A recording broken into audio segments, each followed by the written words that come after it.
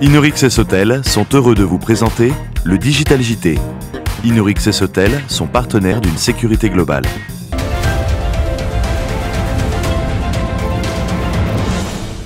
Bonjour, bienvenue dans ce nouveau numéro de janvier du Digital JT d'Agora News Sécurité. Bonjour à tous, bonjour Patrick. Bonjour Hervé, alors dites-nous quels sont les principaux titres au sommaire de ce numéro? Absolument, les voici.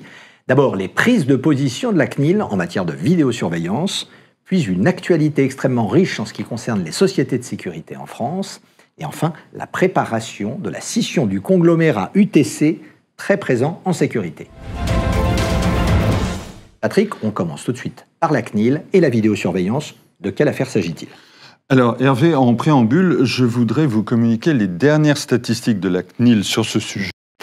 La Commission vient d'annoncer qu'elle a été saisie d'un peu plus de 1000 plaintes sur ce sujet en 2018, bien 2018.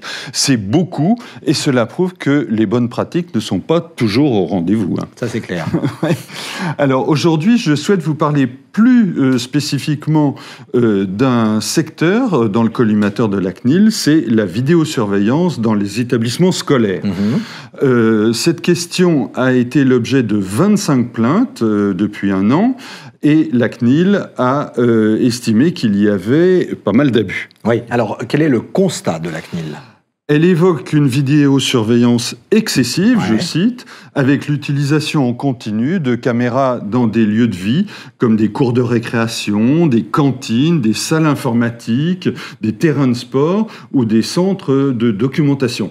Il arrive que les équipements filment de manière continue, quasi continue, une partie du personnel. D'accord. Et en fait, qu'est-ce qui est autorisé en la matière ? Alors, la CNIL rappelle qu'il est tout à fait possible de filmer les accès aux bâtiments et les espaces de circulation, notamment pour veiller à la sécurité des élèves, mais aussi des agents et puis des biens, afin d'éviter, par exemple, des incursions malveillantes.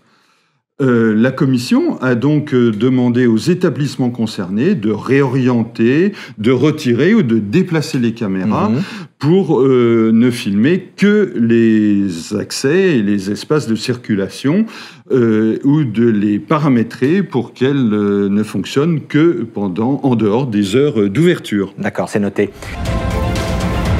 Passons à un autre sujet maintenant.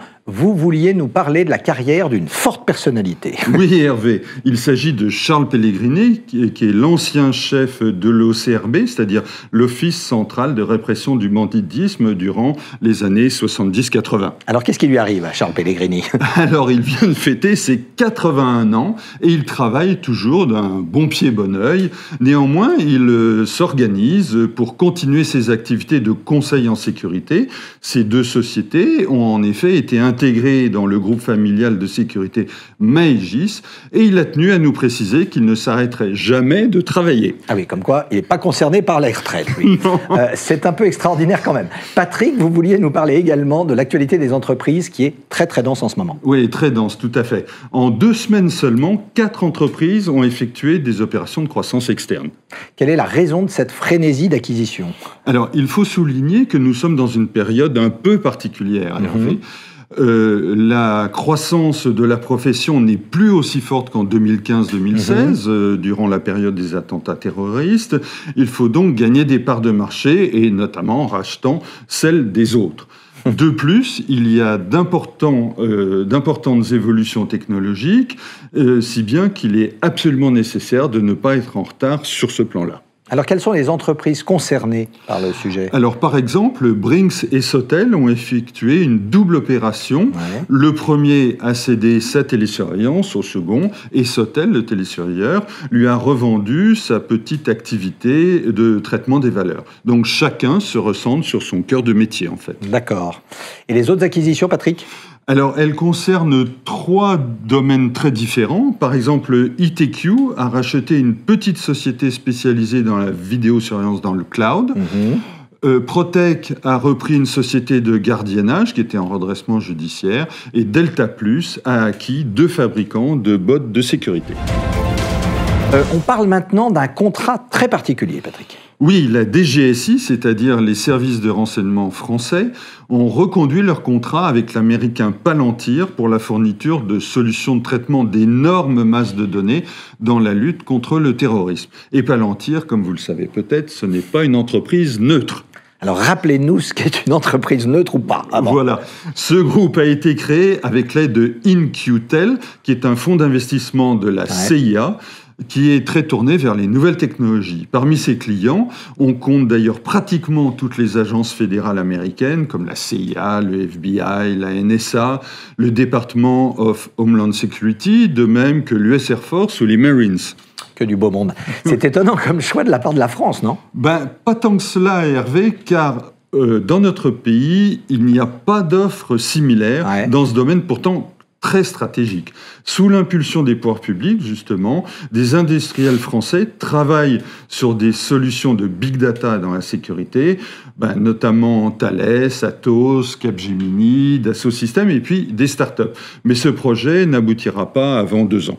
D'accord. Une véritable illustration, en tout cas, de la volonté d'indépendance technologique de la France. Oui. Pour finir, on regarde ce qui se passe à l'étranger, Patrick. Alors, 2 événements. Tout d'abord, le groupe de transport de fonds suédois Loomis a été empêché par les autorités de la concurrence allemande de racheter Ziemann. C'est un vrai revers pour Loomis, car celui-ci s'était donné pour objectif de figurer parmi les leaders en Allemagne, et Ziemann était justement un des ténors dans ce pays en transport de fonds. D'accord. Et quel est l'autre événement? Alors, il s'agit de la scission de l'énorme conglomérat UTC, qui a décidé de se recentrer sur l'aéronautique et la défense après le rachat de son concurrent dans ce domaine, Raytheon. Et alors, ça concerne-t-il la sécurité? Ah oui, tout à fait, puisque la division Carrier de UTC, qui regroupe les activités climatisation et sécurité, à peu près 20 milliards de dollars de chiffre d'affaires, va prendre son indépendance au premier trimestre 2020. Spécialisée dans la sécurité électronique et anti-incendie, cette future entité regroupe des marques prestigieuses comme Chubb, Kidé, Lenel, Delta Security Solutions, Cycli, etc. Nous achevons donc ce Digital JT sur ce sujet de portée mondiale. Et nous vous donnons rendez-vous dans 2 semaines pour une prochaine émission, un prochain Digital JT. Au revoir à tous. Inorix et Sotel vous ont présenté le Digital JT. Inorix et Sotel sont partenaires d'une sécurité globale.